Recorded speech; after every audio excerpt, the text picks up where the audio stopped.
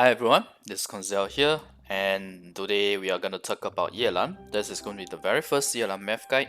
It's going to be likely going to be another long series like Ayato, seeing as how Hoyoverse is now releasing their characters, one new 5-star or one new 5-star with one new 4-star every 6 weeks. So we have good enough time to do up the math guides and more of the math guides basically. So Yelan is very simple. She's a 100% HP skilling character, that's why her base HP is so high here. It's one of the highest. And her ascension stat is crit rate. So right off the bat, you know, she's gonna be good. Crit rate with a high crit damage weapon. 88.2% crit damage on her signature weapon. Who does that remind you of? Ito. Okay. And this is perfect for her because she doesn't need a high attack. She's a 100% HP skilling character. When I say 100%, it means that she gets 0 benefit from attack. Unlike, say, someone like Ito, attack still helps with his DPS. But for Yelan, it does not at all, if you play her right.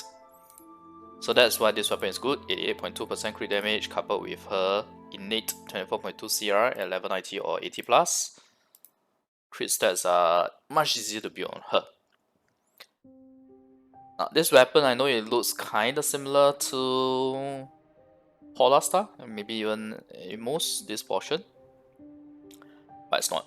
Okay, and the effect is very straightforward. R1, you have 16% HP increase, and when you have opponents nearby, the damage increase is 20% for Yelan only, or rather the character who equips this weapon.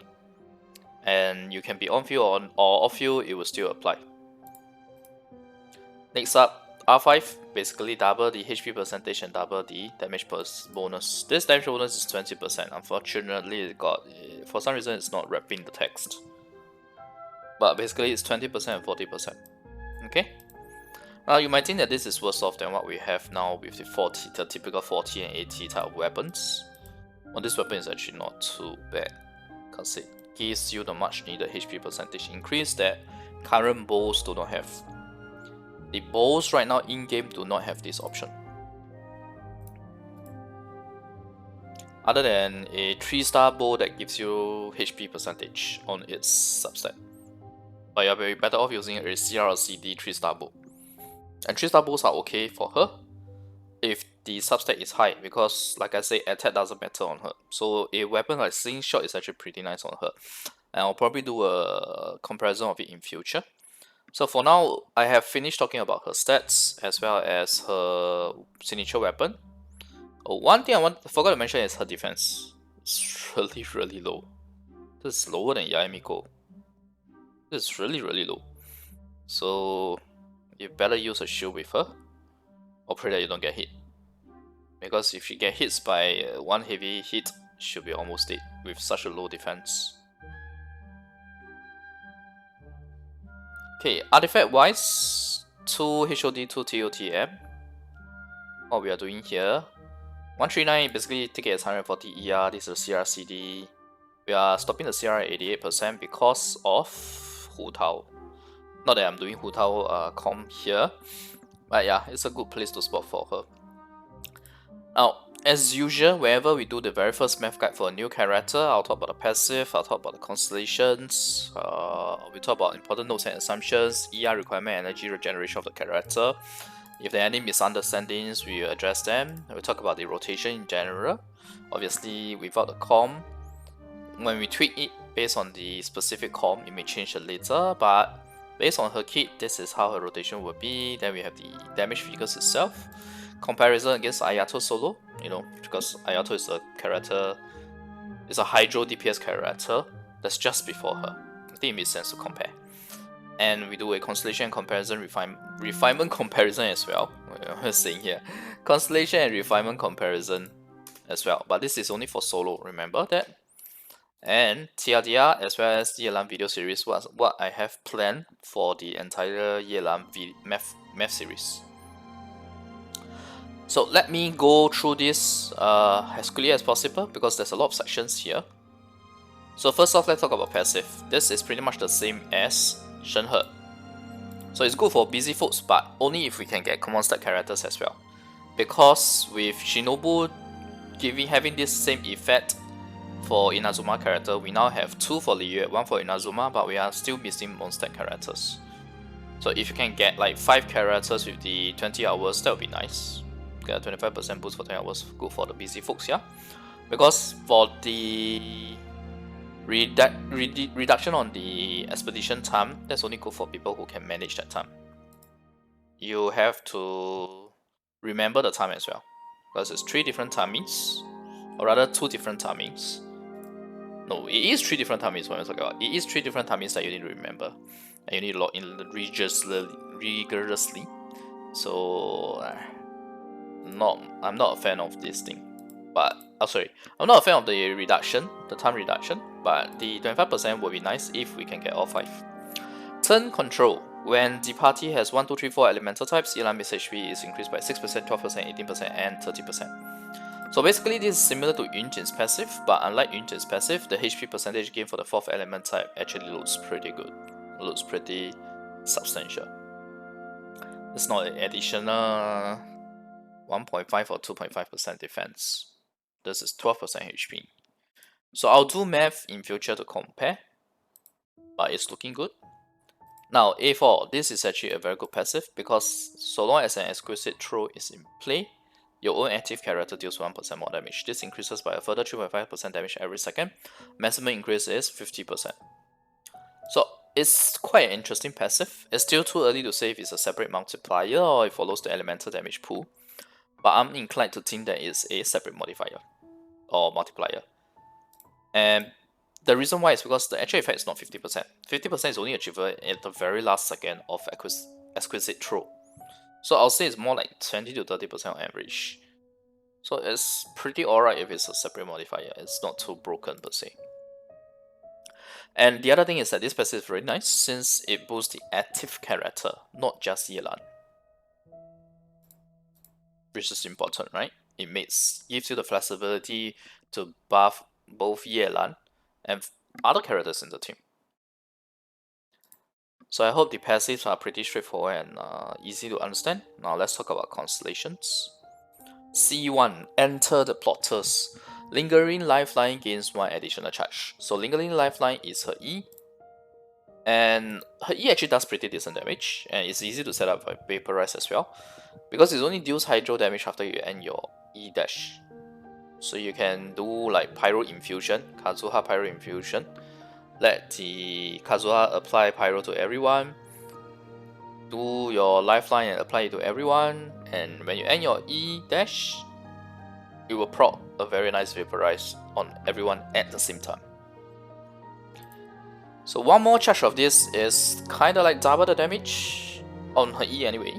And if you cast E while her Q is active, it triggers additional Q process as well. That's how her Q works. And this is separate from the 1 proc per second. Although technically speaking, you wouldn't be using normal attack anyway when you're casting her E. So that's the reason why they can give you it as a separate proc. And not to mention, 1 more charge means more energy for her, right? Lesser ER required. Or you can use it, you can optimize it in another way around, do the rotation shorter. Depending on how you set it up. And I'll talk more about it later in the rotation in general section. It's a pretty nice constellation in my opinion. Like not too groundbreaking, not broken per se, but decent enough. C2, taking all comers. When exquisite throw conducts a coordinated attack, it will fire an additional water arrow that will deal 20% of Yelan's max HP as hydro damage. This effect can trigger once every 2.8 seconds. So it's a nice additional boost. I know it doesn't sound very substantial, so I'll show you guys the math comparison later. It's actually not too bad. It's actually pretty good. It's a bit of a giveaway, but some might say it's even better than pretty good. I know it doesn't sound very substantial, right? But I'll show you guys the math later. C3, Dueler Slight. Increases the level of Lingering Lifeline by 3. I gotta say it's pretty bad. Because Yelan is a character where her damage comes from all 3 talents. When you have a character whose kit comes from all 3 talents, C3 and C5 naturally drops in value. Next, C4, bait and switch. Increases all party members' max HP by 10% for 25 seconds. This is very nice, by the way, 25 seconds. That's very, very long duration. Basically ensures that within your rotation, everyone has the max HP boost. Even characters who were earlier in the rotation who did not receive this boost. So second rotation onwards, you will definitely have it. For every opponent marked by lifeline, so 10%, every opponent marked by lifeline, max is 40%, so you need a scenario where you have 4 enemies. Okay, you need a scenario where you have 4 enemies in order for you to get the 40% HP boost. And this is very nice. Why? But before that, just like my Twitch chat pointed out, right, when we were discussing about Yelan, I think it was the stream yesterday, this is more like bait and swipe. Don't you think? I mean, it's C4, man. You definitely need to swipe. Okay, but jokes aside, this effect is actually really good, and it pretty much encourages you to build a HP scaling team. As for example, Zhongli, Hu Tao, Yelan, and maybe one more flex anymore. Kazuha, damage bonus, or if you really want to make use of the HP, you know, Jin, Sayu. In fact, if you think about it, right, this C4 allows you to use EM Sense on your Hu Tao while still reaching the max 400% of base attack from E, which is really, really awesome because it boosts her damage by quite a significant amount. Because EM also has like a diminishing return. So by using EM Sense and assuming that you didn't have like too many EM rolls before that, right? It actually gives you a very substantial boost. So it's very nice. And makes good use of the EM Sense, right? Although EM Sense is actually the most rare sense, it's better to make use of HP Sense is much easier to get. Now C5, like I said, it's pretty bad since her damage comes from all 3 talents. C6, winner take all. After using Death Clarence dice, which is basically her burst, her Q, Yelan will enter the Mastermind state. In this state, all of Yelan's normal attacks will be the stronger breakthrough barbs, which is the HP scaling charge attack that she has. These breakthrough bulbs will have all its normal abilities, and the damage dealt will be considered charge attack damage, dealing 130% of their normal damage. Oh, by the way, if you have not seen the animation, the breakthrough bulbs have a pretty decent AoE as well. Pretty nice. And it looks like Ganyu's AoE, but it's a explosion that centers around the spot that you hit. So in other words, it hits, I'm pretty sure you'll be able to hit flying enemies as well, as opposed to Ganyu. You may not be able to hit it, depending on the angle that you shoot. So it's a more like a full circle, whereas Ganyu is not a full circle. Let me put it that way. And the Mastermind state lasts 20 seconds, and it will be cleared after Yelan fires 6 arrows. So it's either 20 seconds or 6 arrows, whichever comes first. Now, this is a very interesting C6 effect, because it essentially gives her a surge in DPS while it will give you a different playstyle. And when I say surge in DPS, it's assuming that the breakthrough bombs are fired by her usual enemies, i.e. it follows her normal attack string, which she has a very fast normal attack string. Within 2.3 to 2.5 seconds, without attack speed buffs, you are able to fire off all 6. And the reason why I say 2.3 to 2.5 is not because I look at video, I do a estimation, okay? I do a frame by frame analysis. The reason why I say 2.3 to 2.5, the difference is 2.3 seconds is if you want to calculate the moment the 3 arrows leave her on her M4.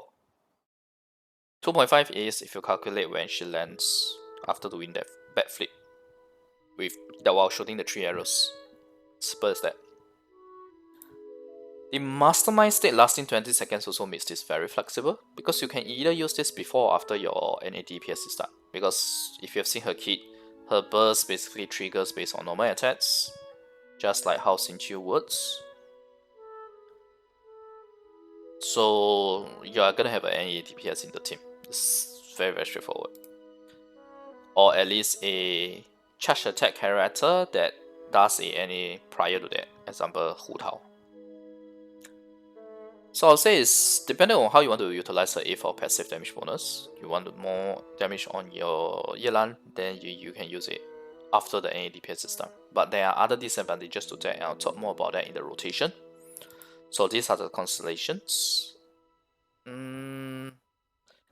I probably can give more value when we do the constellation comparison later, but at the very least, I wanted to explain the impact of all the constellations. So I hope that helps you guys get a feel of how her constellations are like. Oh, before I go further, let's talk about important notes and assumptions.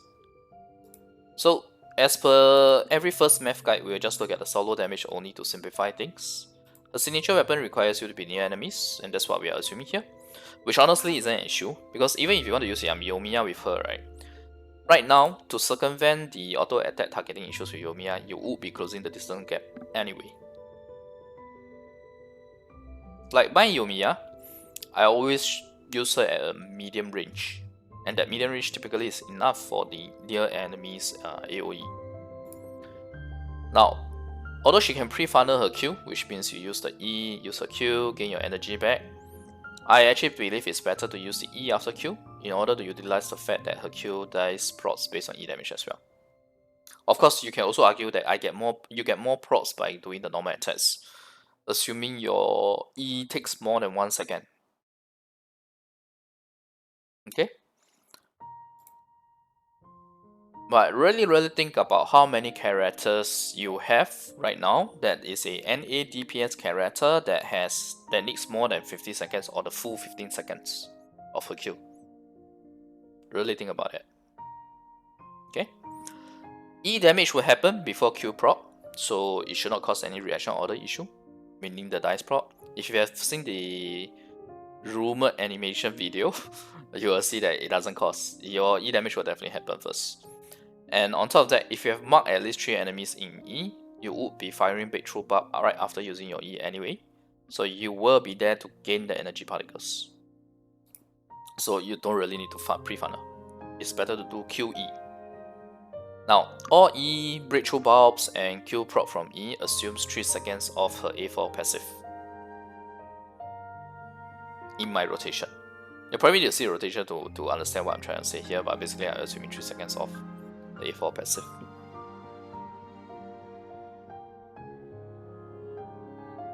Because some scenarios may be lesser, some scenarios more, but I'll just do a 3 to simplify things. In fact, maybe I should have put it as 2. That would be closer to the average. But it's okay. Because the actual impact between 1 second, 2 seconds, and 3 seconds is not that big. It's just 3.5% damage bonus difference. It's not that big. Okay? Q proc from E only procs once per E, not 1 proc per enemy. This is something that you can actually see currently in the animations, with enemy vision videos available. It doesn't proc it doesn't do 1 proc per marked enemy. It just procs against the last marked enemy. So when you are using her E, make sure that you mark the highest HP target last. I'm gonna assume that we have 9 Q procs from normal attacks. Bit of a rosy scenario, maybe lesser, but it's okay. 9 Q procs is fine. E cast is assumed to be 1.5 seconds in rotation, marking 3 enemies with animal pool. Technically speaking, may even be 1 second, but I'll be conservative and just take 1.5 seconds here. Okay, this is why I say maybe this should have been 2 seconds. But again, remember, it's not too bad of an impact. We are talking about 3%, 3.5% difference. E cast is assumed. Okay, I've talked about this. Artifact set used here is 2-piece HOD with 2-piece TOTEM, tenacity of the Millilith with 2-piece Heart of Death. Does not necessarily mean that this is the best set. I will include the other options here, like 4 HOD if you're using him at C6. Sorry, her. Yeah, if you're going to C6 her, 2 HOD, 2 Noblies, 4 Emblem. And I'll do detailed artifact build comparison in future videos. Probably the next one. And we are going to assume 4 elemental types in the comp here, i.e. a rainbow comp. And I'm also going to assume that we get max stats for C4, assuming these C4 figures. C4, C5, C6 figures will all assume that we manage to get max stats. Just to simplify things for my math. You can think of it as like her high damage potential as a solo. For high solo damage. The highest solo damage potential per se. Which typically to simplify math I will do so for other characters anyway. Now let's talk about ER requirement and energy generation. Based on beta testers, her E generates 3 to 4 particles with 80% on hold for 4 and 70% on press for 4 particles. Cooldown is 10 seconds, so even without sacrificial, we should be able to use it twice in a rotation. So I would say it's about 8 particles in total. Or if you really want to factor in this probability, then it's about 7.6. 7.6 particles. Not too bad. But let's say I use 8 particles as the reference point here. So with 100 ER you get 24, you get 100 with 120% you get 28.8, with 140% ER you get 33.6. So 33.6 energy regenerated by herself with a 70 energy cost. I'll say it's quite alright, it's almost half of what she needs. But whether 140 ER is enough or not really depends on your rotation and your comp. But for now, I'll just assume 140 ER first. Likely a higher ER may be required without Raiden. With Raiden, maybe even lower than 140. That's my gut feel right now for this. But I'll just do math based on 140 ER. Just to simplify things. So there is a common misunderstanding on Yelan's kit that I want to talk about next. Getting a breakthrough buff for 5 seconds out of combat instead of off field is better. Okay, it is better because out of combat includes off field. If you don't believe me, go and try with Lost Prayers. Or if you don't have Lost Prayers, check out my stream yesterday. I've already tested this with Lost Prayers. Out of combat includes off field. So the moment you switch her out off field, you will be getting these 5 seconds. You switch her out off field for 5 seconds, you will get a better breakthrough buff. So this is better because at least you can be on field and out of combat. You can enjoy and look at your Yelan. You don't need to always keep her off field. This is one pet peeve I have with my Ito. Because of 4-piece husk, I can't really enjoy his character design. I only switch to him when I need to use him. Basically, that's it. So I'm glad that this is out of combat and not off field. Now next, we'll talk about Yelan's rotation. Now this might be a bit heavy, but I'll try my best to cover this or simplify this. So typical rotation as usual will be you go off field, assuming you will off field for 5 seconds or out of combat for 5 seconds. Charge attack, you start off with the breakthrough bulb. Charge attack, Q, do a E with your Q proc, do a charge attack. Then go off field, 9 to 10 seconds, whichever your NA DPS is. Like Hu Tao is 9 seconds, Yumiya is 10 seconds. Then do a charge attack because you know you're being off field for more than 10 seconds. Do another E, do another charge attack. Okay. Obviously, all charge attacks are breakthrough bulbs. You are not supposed to charge 2 seconds for a non-breakthrough bulb because then that charge attack is attack scaling and not HP scaling. The thing about breakthrough bulbs is that you only need to charge about 0.4 seconds and the breakthrough bulb will be ready, and it gives you a bigger AoE charge attack with HP scaling. And also, the charge attacks after E will always assume that you did get a breakthrough bulb from using her E. Because every enemy mark gives you 34%. So 3 enemies is a guaranteed 100% chance to get the breakthrough bulb. Let's talk about C1. C1 we get an additional charge of her E. So what we're going to do here is we do charge attack, we do a Q, we do E, charge attack, E, charge attack, then off your 9 to 10 seconds. Basically, you bring the second E forward. And remember what I said, right? If you don't spend, because you gotta remember that you don't need to spend the whole 3 seconds on her E. You don't need to. You're going to be using other characters during this off-field period, pulling them together, enemies together, etc. Then you use your E to mark, and your E should not take more than, you should not need to take the whole 3 seconds. So I think that 1.5 seconds is enough. That's why I mentioned in my assumptions that I'm assuming that it's about 1.5 seconds. In fact, I'm already being very conservative. I wanted to take 1 second initially. 1 second initially. Because if you think about it, if everyone is gathered together, just 1 second is more than enough time for you to mark them all. Or even if they are not gathered together, but if the melee, if they are melee enemies that are already attacking you, you will still be able to mark them. So that is the concept here. Okay, so you kind of reduce one charge attack in exchange for better timing here. Now, timing in terms of the rotation length. At C6, it will be charge attack Q followed by 6x of the normal attacks, because you remember her charge attack allows you to do her normal attack string, firing off the breakthrough bulbs, and her attack string, her M4, her M1 to M4 basically gives you the 6 arrows, 6 breakthrough bulbs fired off in 2.3 to 2.5 seconds. So you add in a 6 normal attack here, you do the E with the Q prod, do a charge attack, do the E with the Q prod, do a charge attack again. So you get all your energy that's required, and then you go for your off-field DPS. If the E does not take more than 1 to 1.5 seconds, you will still be able to enjoy the full duration of her Q on the off-field DPS. Now, I know I mentioned about the delaying the 6S NA for higher damage bonus for your A4 passive, but bear in mind that it only works if the off-field is 7 seconds, like Raiden's Q, or even Ayato's E.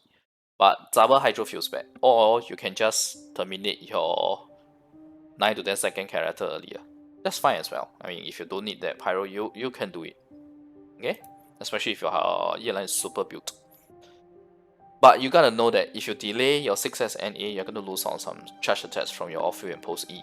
Because you can't do it, right? You already have the breakthrough box ready to fire in 6 normal attacks, so I doubt you will be able to get this here. Okay? But losing this also helps make your rotation shorter. So that helps, actually. It helps in a way. Now, in the meantime, for my math for C6 in this video, we are going with 6x normal attack right after Q. And one important thing to note, one important thing I must say here is that the rotations may be tweaked in the different comp videos in future. In particular, dropping the actions after the off-field 9 to 10 seconds, but you're going to need much higher ER if you are at C0. Because this is slightly longer than I would want the rotation to be. You'll see later when I look at the damage and the rotation. So yeah, so based on her kit right now, this is what I see her rotation should be like. Once we incorporate this into the respective comps and bring all the respective comp characters, their actions, etc., and considering their buff duration, stuff like that too, we'll see how it goes for her damage and her rotation. Okay, now let's talk about Yelan damage in basically her solo damage, because I'm not including any of the buffs from the other characters yet. These are the damage figures from C0 to C6.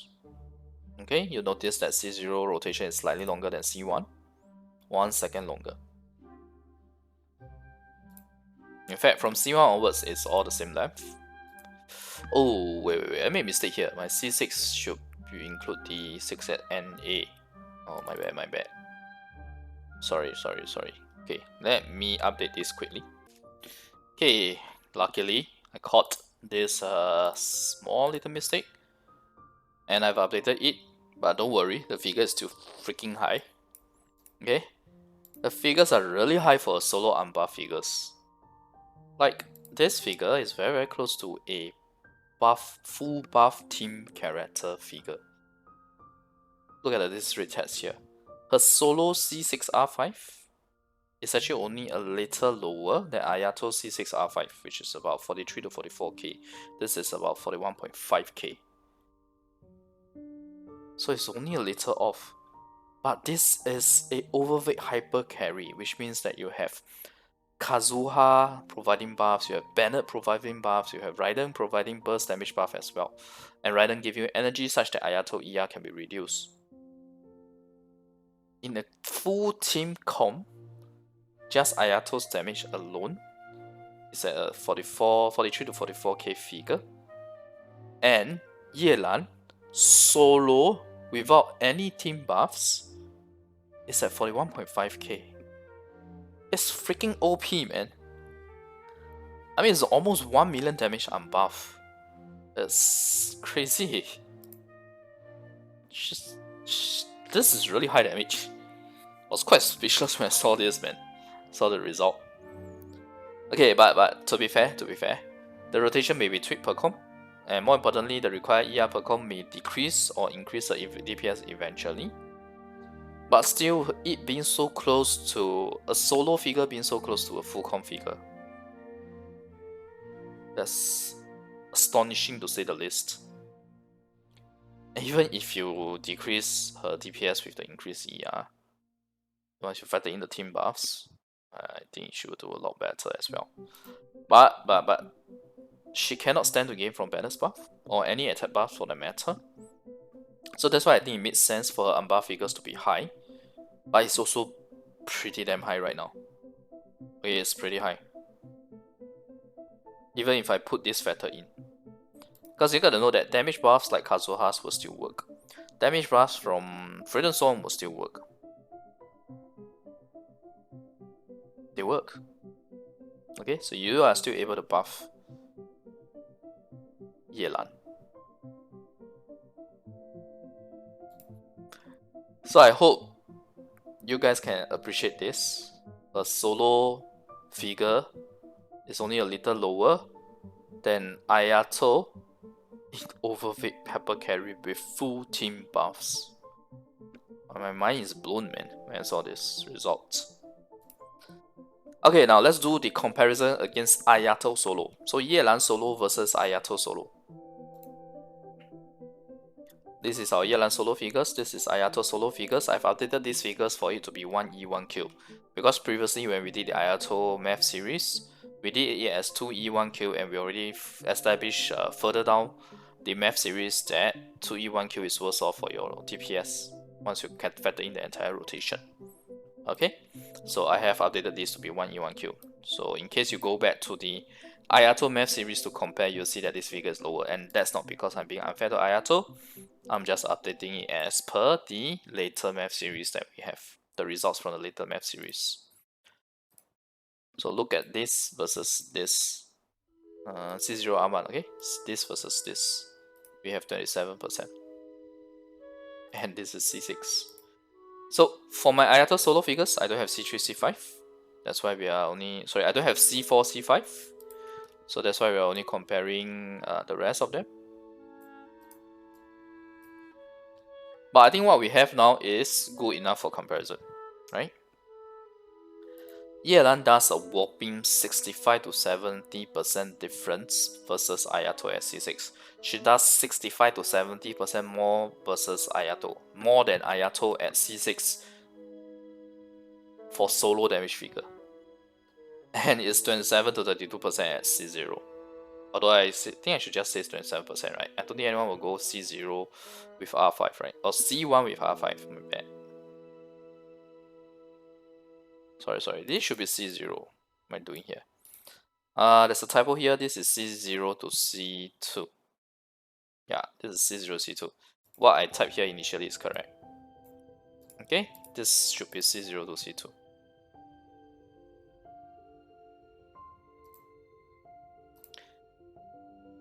So, in fact, Yelan solo figures are actually only slightly lower than Ito solo figures. But again, remember, attack buffs does nothing for... Attack buffs do nothing for Yelan, but they do for Ito and Ayato. Pretty much anyone else. Most folks anyway. So I hope from this, right, it's pretty obvious that Yelan's Constellations have pretty good value, right? I mean, just look at the C6. Whew. The gap between the Ayato C6 and Yelan C6 is spread so far apart, from 27 to 65.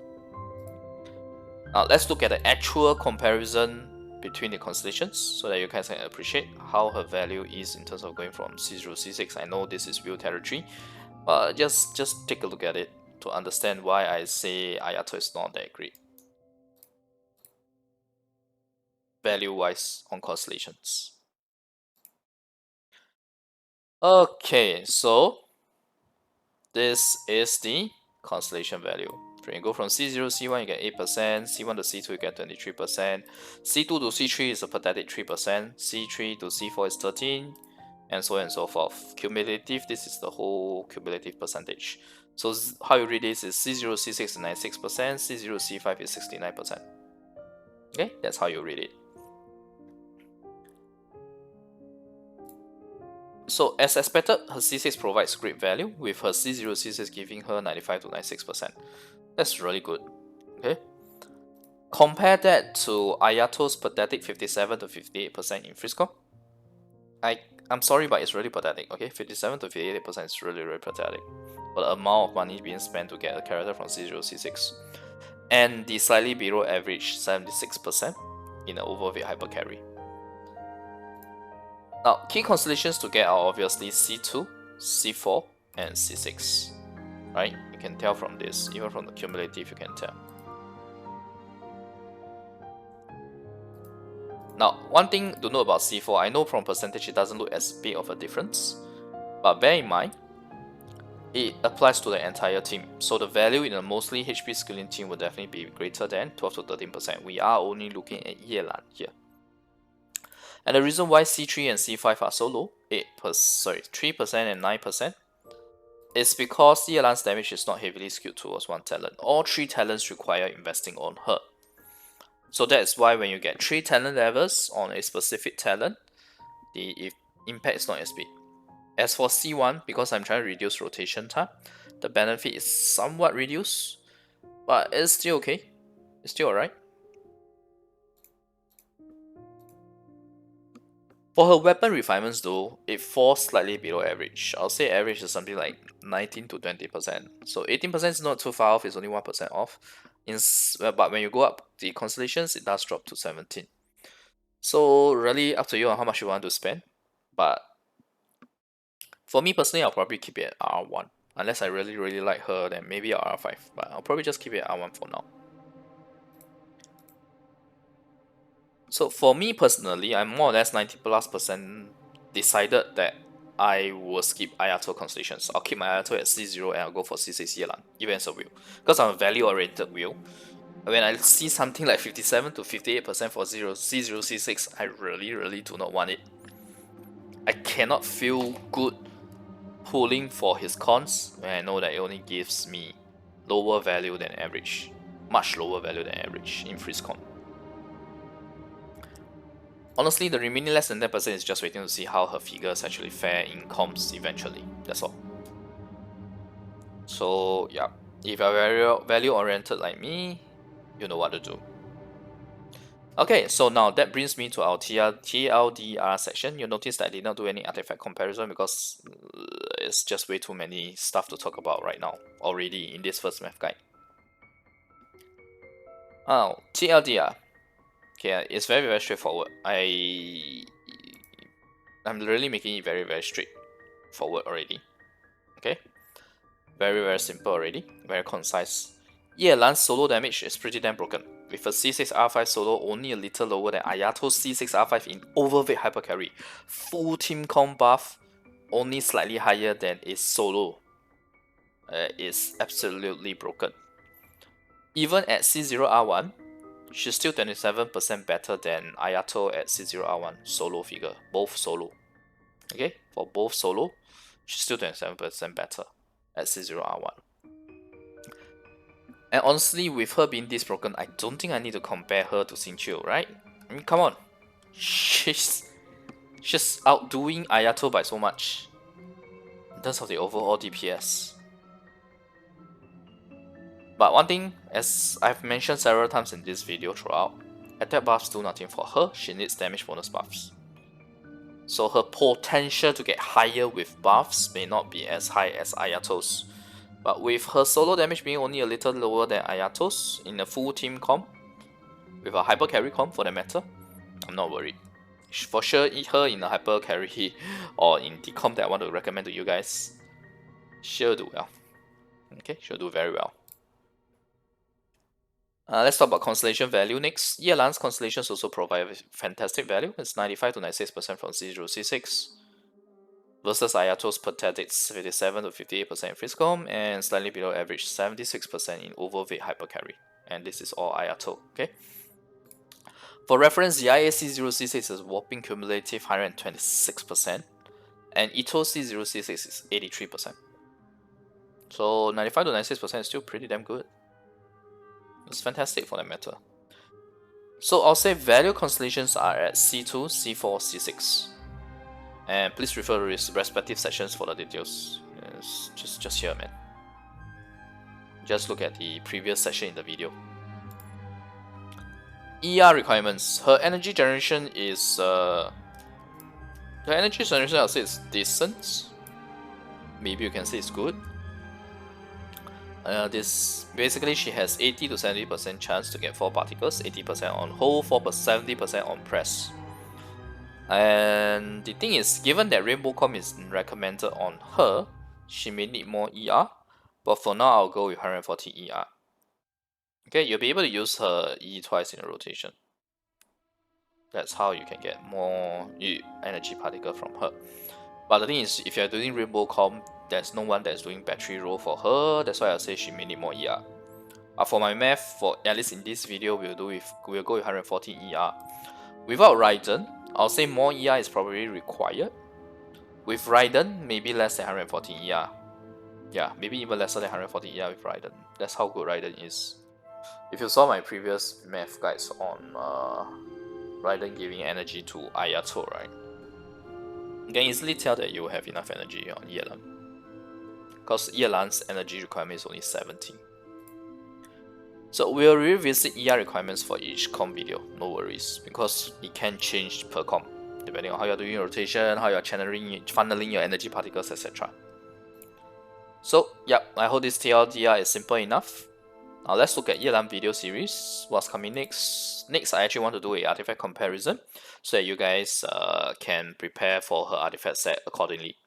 Then we'll talk about team coin and rotations. We'll do weapon comparison. Sorry, that's an old text here, not Mistsplitter.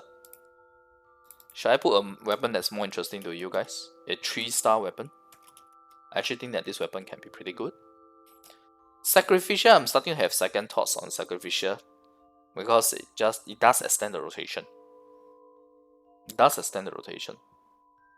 I'm having second thoughts on Sacrificial. It feels like VV may be better. Sorry, not VV. The BP weapon may be better. BP bow. Forgot the name. Essentially, you want to look for crit stats. The lower the attack, the higher the crit stat, the better the weapon. Ironically, because she's a full HP scaling weapon, a full HP scaling character. And we have more videos to come. Okay? So let me know in comments if there are any specific math you like. I'll see if it can be done. Join me over at Twitch where I answer almost question as well, because you guys should know I may not be able to answer every comment. This is the Twitch link, and the link is in the description as well, so do come and join me. Okay, so thanks everyone for watching. I hope this video has been helpful to you guys. I am very pleased that Yelan's damage is so broken. I mean, come on man, her C6R5 solo is only a little lower than Ayato C6R5 in OverVape HyperCarry. And the same applies for C0R1 by the way. The same applies for C0R1. So it's really crazy. Okay, in case it wasn't clear, the same applies for C0R1. Yeah. So, if you like the content, remember the video and click subscribe for more. Thanks for watching. Bye.